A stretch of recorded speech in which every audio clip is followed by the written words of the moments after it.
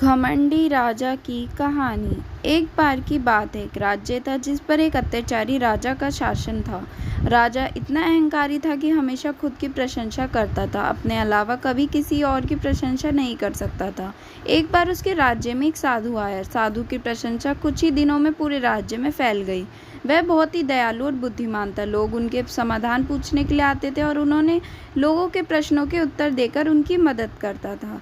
जल्द ही साधु की यह खबर राजा के पास पहुंच गई। राजा ने उनसे ईर्ष्या की और राज्य में लोगों के बीच उसे बदनाम करने का फैसला किया। राजा एक योजना के बारे में सोचने लगा। फिर राजा ने ऋषि को महल में आमंत्रित करने के लिए उसे राक्षसों को भेजा। साधु राजा की तरफ से निमंत्रण स्वीकार कर लिया। निर्धारित दिन पर साधु मुस्कुराते हुए महल में आए। राजा ने साधु का स्वागत किया।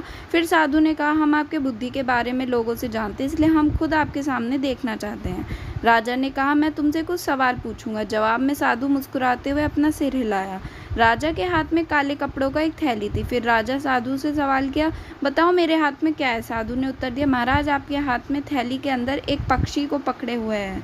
राजा थोड़ा हैरान हुआ, फिर भी शांति से जवाब दिया, हाँ तुम सही कह रहे हो। अब बताओ हमारे हाथ में पक्षी जिंदा है या मर गया। यदि आप एक बुद्धिमान व्यक्ति है तो हमारे सवाल का उत्तर देंगे।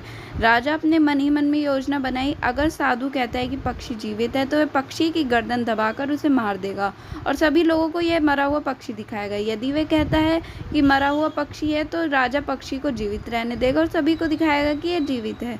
राजा ने सोचा कि चाहे जो भी उत्तर देगा यह राजा के लिए एक जीत ही की स्थिति। साधु ने उत्तर दिया, ठीक है, यह आपके हाथ में, आप खुद यह तय कर सकते हैं कि यह जीवित है या मृत। शिक्षा। इसी तरह हम अपने जीवन को जो पथ में देते हैं वह हमारे अपने हाथों में है। अपनी प्रशंसा और प्रयासों हम यह खुद तय कर सकते हैं कि हमारे जीवन का क्या बनाना है।